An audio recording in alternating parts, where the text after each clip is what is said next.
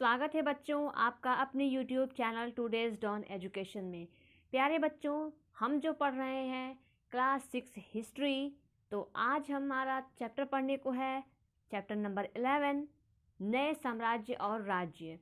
इससे पहले के सभी चैप्टर्स हमने कंप्लीट कर लिया है और इसके क्वेश्चन आंसर भी हमने सॉल्व कर लिए हैं। अगर आपने अभी तक नहीं देखा है तो चैनल की प्लेलिस्ट में जा कर के आप उन वीडियोस को देख सकते हैं और डिस्क्रिप्शन बॉक्स में मैं लिंक दे दूंगी उसका, तो आप वहाँ से भी उसको देख पाएंगे।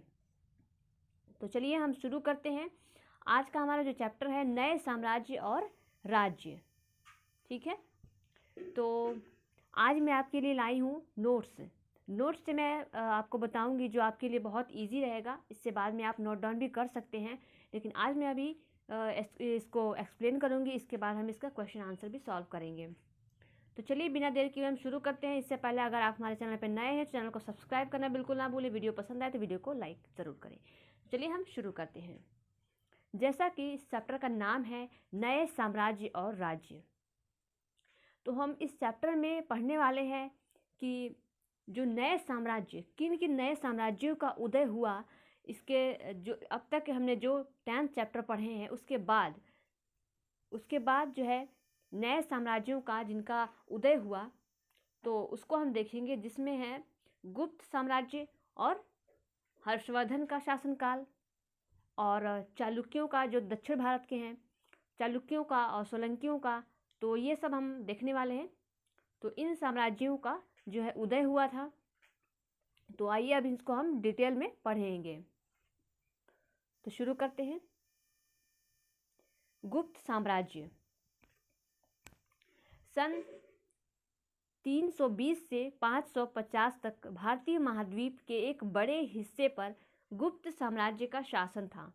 गुप्त साम्राज्य के शासनकाल में चारों ओर खुशहाली थी। ये जो गुप्त साम्राज्य था बहुत ही अच्छा माना जाता है। जो भारतीय इतिहास का जो है स्वर्णिम युग कहा जाता है गुप्त साम्राज्य को, क्योंकि इस गुप्त साम्राज्य के दौरान जो था शासनकाल में जो शासन था, साम्राज्य जो था वो बहुत ही खुशहाल था। ठीक है, और विज्ञान और तकनीक, कला, साहित्य, इन सब का जो है विकास जो था वो चरम पर था। यानी बहुत ही विकास या बहुत ही तरक्की हुई थी गुप्त साम्राज्य के शासनकाल में। इसलिए गुप्त साम्राज्य को क्या कहा जाता है? भारत के इतिहास का स्वर्णिम युग कहा जाता है, यानी सुनहरा समय कहा जाता है। गुप्त साम्राज्य के महान राजाओं में से कौन कौन हुए थे? वो थे चंद्रगुप्त प्रथम, चंद्रगुप्त और चंद्रगुप्त द्वितीय, जिसे चंद्रगुप्त विक्रमादित्य के नाम से भी जाना जाता है, और थे समुद्रगुप्त, जिसे समुद्रगुप्त को भारत का नेपोलियन के नाम से भी जाना जाता है। तो आप समझ सकते हैं कि जो गुप्त साम्राज्य था वो कैसा था। ठीक है, गुप्त साम्राज्य का शासन जो था उत्तर पश्चिम से बंगाल तक फैला हुआ था। उत्तर पश्चिम से लेकर बंगाल तक फैला हुआ था। ये साम्राज्य जो था दक्कन पठार के उत्तर तक ही सीमित था। ठीक है, उत्तर तक ही था, लेकिन अपने चरम पर यह साम्राज्य भारत के पूरी तटों तक फैला हुआ था। भारत का जो पूरब का क्षेत्र है उसमें पूरे एरिया में वो साम्राज्य फैला हुआ था। ठीक है, आइए देखते हैं इस गुप्त साम्राज्य के एक महान शासक के बारे में, जिसका नाम है समुद्रगुप्त, जिसे भारत का नेपोलियन भी कहा जाता है। ये बहुत ही महान राजा हुआ था भारतीय इतिहास में। ठीक है, तो देखते हैं हम। कुछ इतिहासकार उसे सम्राट अशोक के बराबर मानते हैं, क्योंकि जो इतिहासकारों ने जो देखा है, जो उन्होंने ऑब्जर्व किया है, तो उसके हिसाब से उनको लगा कि जो समुद्रगुप्त है वो उतना ही महान था जितना कि सम्राट अशोक के बारे में हम पढ़ चुके हैं, जो मौर्य साम्राज्य का शासक था। ठीक है, जिसके बारे में आप सभी जानते होंगे। इतिहासकारों को उसके बारे में सिक्कों और अभिलेखों से पता चला है। जैसे कि सम्राट अशोक के बारे में कैसे पता चला हमें? अभिलेखों के बारे में, क्योंकि सम्राट अशोक जो था एक ऐसा शासक था जिसने अभिलेखों को बहुत ही महत्व दिया था और अपने संदेशों को पहुंचाने के लिए उसने अभिलेखों का इस्तेमाल किया था। तो वैसे ही इन अभिलेखों के द्वारा ही हमें इस समुद्रगुप्त के बारे में हमें पता चला है। समुद्रगुप्त एक महान राजा था, एक महान शासक था। इलाहाबाद में स्थित एक अशोक स्तंभ से समुद्रगुप्त के बारे में विस्तृत जानकारी मिलती है। यह एक प्रशस्ति है जिसे हरिशेर ने एक लंबी कविता के रूप में लिखा है। हरिशेर समुद्रगुप्त के दरबार में रहने वाला कवि था। तो ये जो समुद्रगुप्त है, समुद्रगुप्त के बारे में हमें पता कहाँ से चलता है? इलाहाबाद में एक अशोक स्तंभ है, वहाँ से हमें इसके बारे में बहुत ही डिटेल में जानकारी मिलती है। और यह एक प्रशस्ति है। प्रशस्ति का मतलब होता है जो किसी की प्रशंसा में लिखा जाए, ठीक है। प्रशस्ति का एग्जैक्ट मीन्स होता है प्रशंसा, जो कि प्रशस्ति एक संस्कृत वर्ड है, तो इसका मतलब होता है प्रशंसा। तो समुद्रगुप्त की प्रशंसा में जो था ये लिखा गया था, जिसे लिखा था समुद्रगुप्त के दरबार में रहने वाले कवि हरिशेर ने। हरिशेर ने एक इसे कविता के रूप में लिखा है, ठीक है। हरिशेर जो समुद्रगुप्त के दरबार में रहने वाला कवि था, ठीक है। प्रशस्ति तो जानते हैं प्रशस्ति क्या होता है? जैसे मैंने अभी बताया, यह एक संस्कृत शब्द है जिसका अर्थ है किसी की प्रशंसा करना या किसी की तारीफ करना, ठीक है। उस ज़माने में राजाओं की प्रशंसा में प्रशस्तियाँ लिखी जाती थी, ठीक है। प्रशस्तियाँ जो है लिखी जाती थी राजाओं के प्रशंसा में। तो अशोक स्तंभ से मिली हुई प्रशस्ति से समुद्रगुप्त के बारे में हमें कुछ इस तरह की जानकारियाँ मिलती हैं, जिसे हम देखते हैं इधर। समुद्रगुप्त एक महान योद्धा था जिसने अपने साम्राज्य के विस्तार के लिए कई लड़ाइयाँ लड़ी, ठीक है। वह एक सक्षम प्रशासक और एक अच्छा राजा था।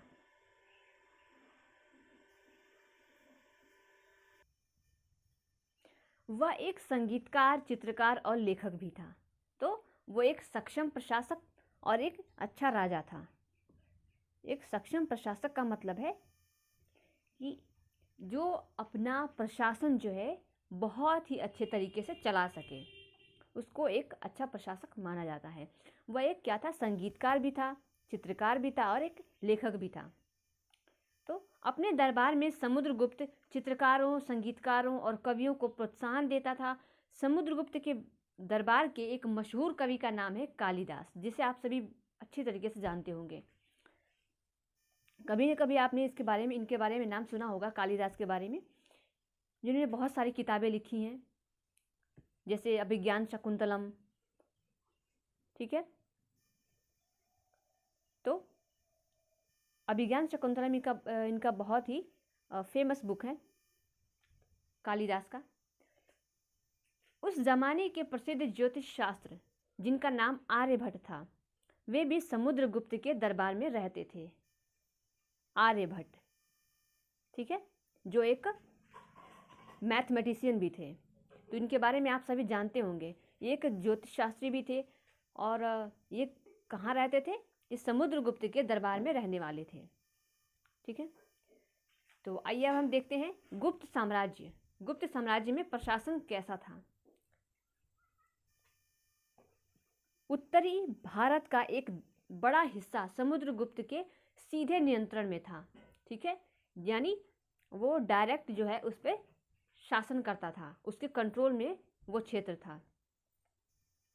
इस भाग को आर्यावर्त के नाम से जाना जाता है। ये आप याद रखिएगा, नाम आर्यावर्त के नाम से जाना जाता है।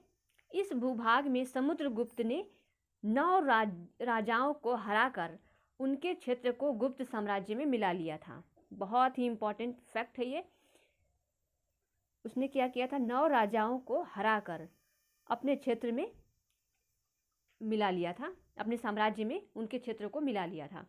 दक्षिणापथ में उस समय 12 राजा हुआ करते थे। 12 राजा हुआ करते थे।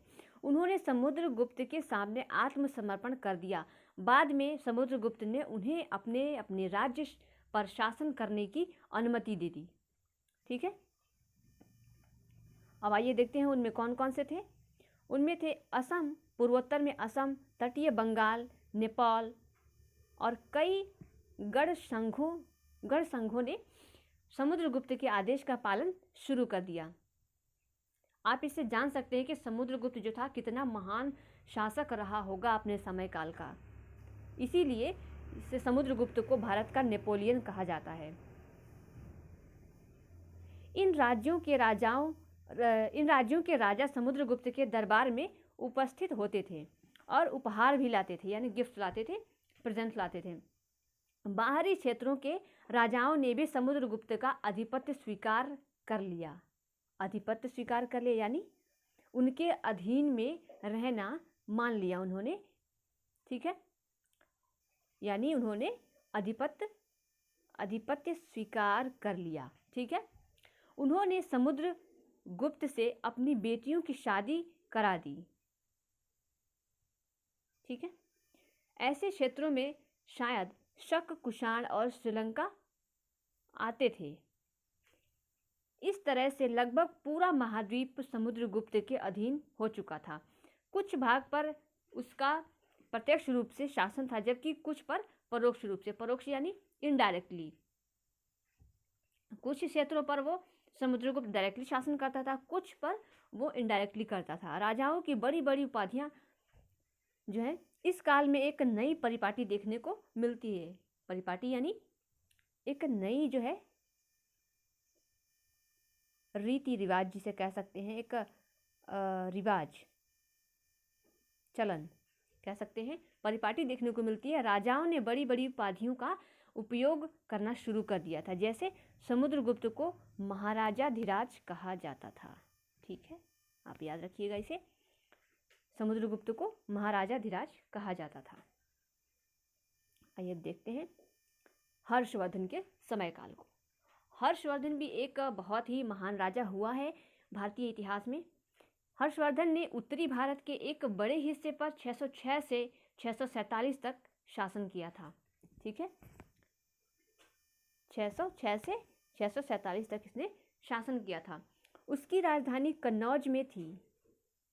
उसकी राजधानी कहाँ थी? कन्नौज में थी। उसके दरबार के कवि बाणभट्ट ने उसकी जीवनी लिखी थी। बाणभट्ट बहुत ही इंटेलिजेंट पर्सन था, एक जो हर्षवर्धन के दरबार में रहता था। तो इसने बाणभट्ट ने क्या लिखा है? हर्षचरित लिखा है, जिसमें जो है हर्षवर्धन की जीवनी है। इस जीवनी से हर्षवर्धन के बारे में ढेर सारी जानकारियां हमें मिलती हैं। ठीक है, जो बाणभट्ट था वो संस्कृत ग्रामर का अच्छा नॉलेज रखता था। ठीक है, संस्कृत ग्रामर का अच्छा नॉलेज रखता था बाणभट्ट। ह्वेन-त्सांग भी हर्षवर्धन के दरबार, इसका ह्वेन-त्सांग लिखा है, बुक में भी लिखा है ऐसे, तो इसका नाम था ह्वेन-त्सांग। ठीक है, ह्वेन-त्सांग, आप इसको ध्यान में रखिएगा, ह्वेन-त्सांग। ह्वेन-त्सांग भी हर्षवर्धन के दरबार में रहा था। यानी ह्वेन-त्सांग जो था एक यात्री था, जो कि चाइना का रहने वाला था। वो हर्षवर्धन के शासनकाल में ही इंडिया को आया था। तो ह्वेन-त्सांग ने बहुत सारी किताबें भी लिखी हैं, जिससे हमें हर्षवर्धन के शासनकाल में उसके साम्राज्य, उसके जीवन और बहुत सारी चीज़ों के बारे में हमें जानकारियाँ मिलती हैं। हर्षवर्धन का साम्राज्य देखते हैं। हर्षवर्धन के पिता का नाम प्रभाकर वर्धन था, याद रखिएगा, जो थानेसर का राजा था, जो आज का हरियाणा है, थानेसर। उस समय नाम क्या था? थानेसर। हर्ष अपने पिता का सबसे बड़ा बेटा नहीं था, लेकिन अपने पिता और बड़े भाई की मृत्यु के बाद वह थानेसर का राजा बना। तो क्या इससे पता चलता है हमें कि जो हर्षवर्धन था वो अपने माता पिता का बड़ा बेटा नहीं था, फिर भी चूंकि उनके पिता की और उनके भाई की, बड़े भाई की मृत्यु हो चुकी थी, इसलिए जो हर्षवर्धन है वो थानेसर का राजा बना। हर्ष के बहनोई कन्नौज के राजा थे। बहनोई यानी उनकी बहन के हस्बैंड, ठीक है। तो वो कन्नौज के राजा थे। बंगाल के राजा ने उनकी हत्या कर दी। किनकी? जो हर्ष के जो बहनोई थे उनकी, जो कन्नौज पर शासन करते थे, उनकी हत्या किसने की? बंगाल के राजा ने उनकी हत्या कर दी। परिणाम स्वरूप हर्षवर्धन ने कन्नौज को भी अपने अधीन कर लिया। तो हर्षवर्धन ने क्या किया? हर्षवर्धन ने अपनी वीरता दिखाकर उस कन्नौज पर जो है उसने अपना कंट्रोल स्थापित कर लिया। उसके बाद उसने बंगाल पर आक्रमण कर दिया, ठीक है। बंगाल के राजा ने उसके बहनोई को, यानी हर्षवर्धन के बहनोई के राज्य पर उसने आक्रमण किया। तो हर्षवर्धन ने उलट में क्या किया? हर्षवर्धन ने कन्नौज को तो अपने अधीन कर लिया और इसके बाद उसने बंगाल पर आक्रमण कर दिया। उसने बंगाल और मगध पर जीत हासिल की। उसने अपनी कूटनीति अपनाई और उससे उसने बंगाल और उसने मगध पर भी जीत हासिल कर ली। लेकिन जब उसने दक्कन की तरफ बढ़ना चाहा तो पुलकेशिन द्वितीय ने उसका रास्ता रोक दिया। पुलकेशिन द्वितीय एक चालुक्य राजा था। अब आइए यहाँ पर देखते हैं। उसने दक्कन की तरफ बढ़ना चाहा, दक्कन यानी दक्षिण भारत की तरफ उसने बढ़ने की कोशिश की। तो क्या हुआ? पुलकेशिन द्वितीय जो था वो साउथ इंडिया का एक बहुत ही प्रतापी शासक था, जो उसने उसका रास्ता रोका और उसे वहाँ उससे आगे बढ़ने को नहीं दिया, यानी दक्षिण भारत में एंट्री लेने नहीं दी उसे। पुलकेशिन द्वितीय जो था एक चालुक्य वंश का राजा था। तो दक्षिण भारत में भी कई सारे बहुत ही महान और बहुत ही वीर राजा हुए हैं, जिनको अभी हम देखते हैं, जिसमें एक पुलकेशिन द्वितीय है और बहुत सारे वंश हुए हैं, जैसे पल्लव वंश, चालुक्य वंश और भी बहुत सारे वंश हुए हैं। तो आइए देखते हैं एक एक करके। तो देखते हैं पहला हम पल्लव वंश। पल्लव दूसरी और 9वीं शताब्दी के बीच दक्षिण भारत के एक बड़े हिस्से पर पल्लव राजवंश का शासन था। पल्लव राजवंश का शासन था। पल्लवों की राजधानी कांचीपुरम थी, ठीक है, याद रखिएगा आप ये। पल्लवों का क्षेत्र कावेरी डेल्टा तक फैला हुआ था। जो कावेरी नदी है उसके डेल्टा तक वो फैला हुआ था, ठीक है। अब आइए देखते हैं चालुक्य वंश। 6वीं से 12वीं सदी के बीच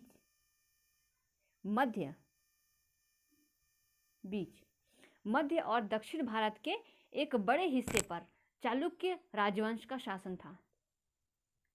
मध्य और दक्षिण भारत के एक बड़े हिस्से पर किसका शासन था? चालुक्यों का शासन था।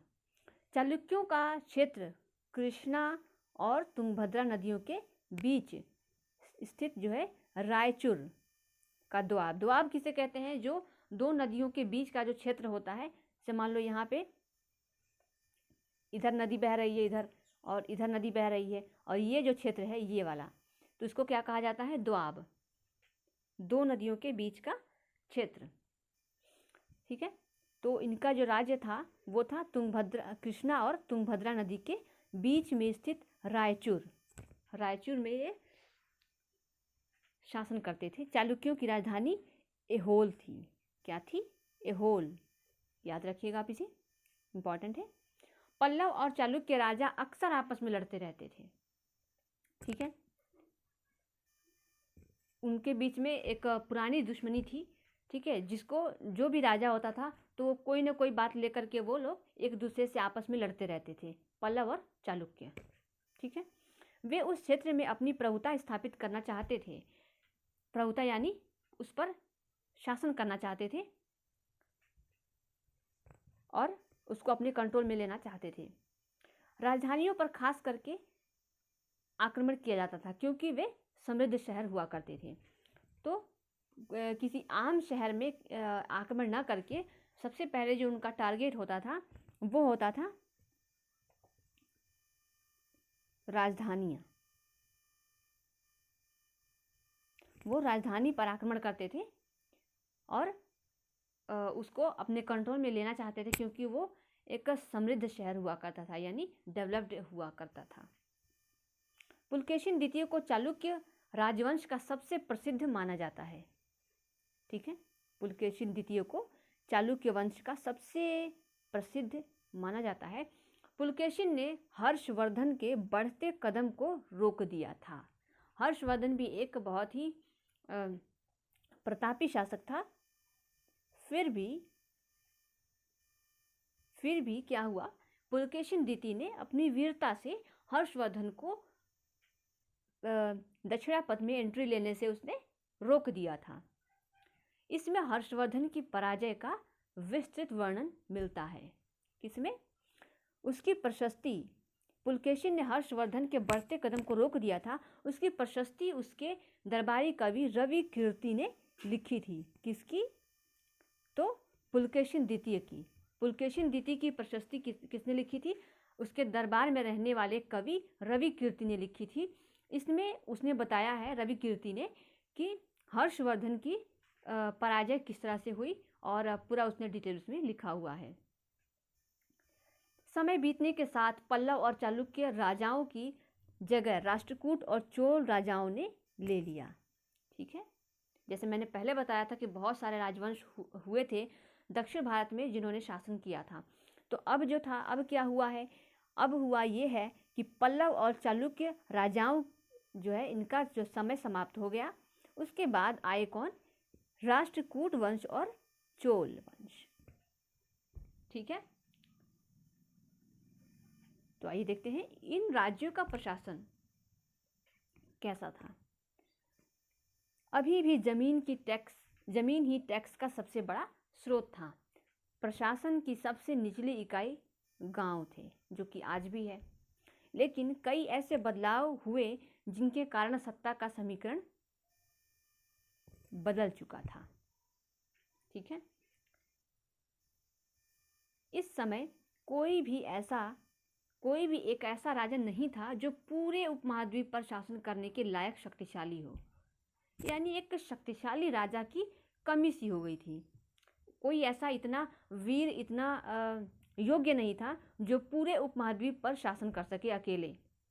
ठीक है, राजा अक्सर शक्तिशाली और प्रभावशाली लोगों को अपनी तरफ करने का प्रयास करते थे।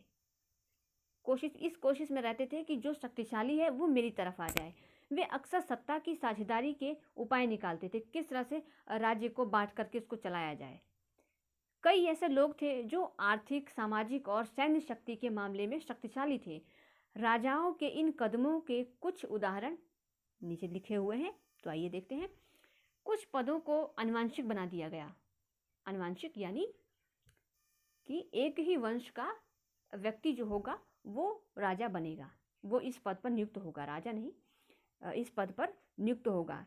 ठीक है, इसका मतलब ये हुआ कि पिता की मृत्यु के बाद जो है उसका जिस पद पर पिता पहले था उसका पद कौन संभालेगा? तो उसका बेटा। अब आइए देखते हैं, हर्षेन ने जो एक एग्जाम्पल दिया है उसको देखते हैं। अपने पिता की तरह वह भी एक महादंड नायक था। ठीक है, कई ऐसे उदाहरण मिलते हैं जिसमें एक व्यक्ति कई पदों की जिम्मेदारियां संभालता था। फिर से हरिसेन का उदाहरण लेते हैं। वह एक कुमार अमात्य तथा संधि विग्रहिका का पद भी संभालता था। ये एक पद हुआ करता था उस समय, संधि विग्रहिका, तो एक पद संभालता था। कौन? कुमार अमात्य। ठीक है, कई महत्वपूर्ण लोग स्थानीय प्रशासन में अपना प्रभाव दिखाते थे, जैसे नगर श्रेष्ठी और सार्थवाह। ये होते क्या थे? नगर श्रेष्ठी यानी बैंक या व्यापारियों का प्रमुख। उस समय बैंक तो होता नहीं था, लेकिन एक एज अ एग्जाम्पल दिया गया है व्यापारियों का प्रमुख। जो व्यापारी तो हुआ करते थे, व्यापारियों का जो हेड होता था और जो लोग इस काम की देखभाल करते थे, देखरेख करते थे, उनको नगर श्रेष्ठी कहा जाता था। और सार्थवाह व्यापारियों के काफिले का प्रमुख। ठीक है, और कायस्थों लिपिकों का प्रधान। ठीक है। इन नीतियों के राज्य पर नियंत्रण करने में कुछ हद तक सफलता मिलती थी, लेकिन जैसे ही स्थानीय क्षत्रप की ताकत बढ़ती जाती थी वह अपना स्वतंत्र राज्य स्थापित कर लेता था। इनका जो शासन था, जो राजा वहाँ पर हुआ करते थे, भले ही वो थोड़ा कमज़ोर हो जाते थे कभी कभी, लेकिन मौका मिलते ही वो क्या करते थे, एक अपना स्वतंत्र, अपना आज़ाद जो है एक राज्य को बना लेते थे। उस पर किसी और को शामिल नहीं करते थे अपने शासन में। ठीक है। अब देखते हैं सेना में बदलाव।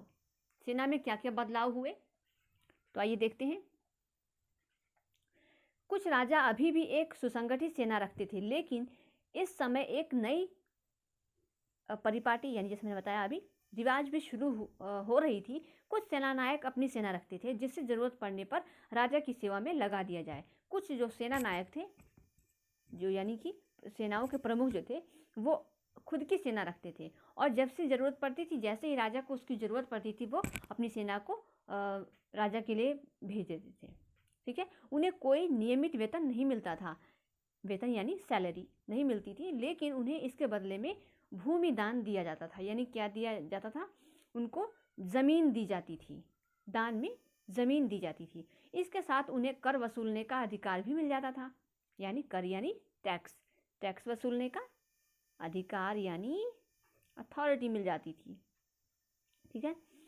और उस धन का उपयोग सैनिकों, घोड़ों और युद्ध के साजो सामान के रखरखाव में, यानी इस युद्ध के जो सामान है उसके सेटलमेंट करने में, उसका अरेंजमेंट करने में उनको जो था उस धन का उपयोग वो करते थे। ऐसे सेना नायकों को सामंत कहा जाता था। क्या कहा जाता था? सामंत। इसे आप याद रखिएगा, बहुत ही इंपॉर्टेंट है। सामंत कहा जाता था। जब कोई शासक कमज़ोर हो जाता था तो सामंत स्वतंत्र होने की कोशिश करता था। ठीक है। जैसे ही कोई शासक कमज़ोर हो जाता था तो जो सामंत होता था वो खुद को राजा के कंट्रोल से बच निकलने की और खुद स्वतंत्र होने की कोशिश करता रहता था। ये देखते हैं अब।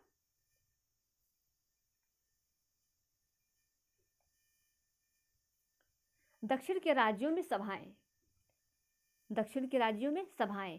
दक्षिण में जो सभाएं हैं बहुत ही इम्पोर्टेंट है, बहुत ही इम्पोर्टेंट है। इन सभाओं से हमें बहुत सारी जानकारियाँ मिलती हैं। तो आइए देखते हैं। ब्राह्मण भूपतियों के संगठन को सभा कहते थे। ब्राह्मण जो भूपति थे, यानी जिसके पास ज़्यादा ज़मीन होती थी, उनको, उनके संगठन को सभा कहा जाता था। ऐसी सभाओं में कई उप समितियाँ होती थीं। ठीक है। अलग अलग उप समिति अलग अलग मुद्दों पर काम करते थे। जो एक समिति, एक सभा हो गया, इसके अंदर समितियाँ हो गई, और जो समितियाँ थी वो अलग अलग मुद्दों पर काम करते थे। इस तरह से आप समझ सकते हैं, डिफरेंट जो प्रॉब्लम्स थे उस पर काम करते थे। जैसे सिंचाई, सड़क, जैसे एक मुद्दा ये सिंचाई का हो गया, सड़क निर्माण का हो गया, कृषि प्रक्रिया, मंदिर निर्माण, ये सब पर अलग अलग समितियाँ इस पर काम करती थीं। गैर ब्राह्मण भूपतियों के संगठन को उर कहते थे। क्या कहा जाता था? गैर ब्राह्मण भूपतियों के संगठन को उर कहा जाता था। व्यापारियों के संगठन को नरगम कहते थे। ठीक है, आप याद रखिएगा, नरगम। सामान्य तौर पर ऐसे संगठनों का नियंत्रण धनी व्यापारियों या भूपतियों के हाथ में होता था। दक्षिण भारत में ऐसे संगठन कई सदियों तक बने रहे।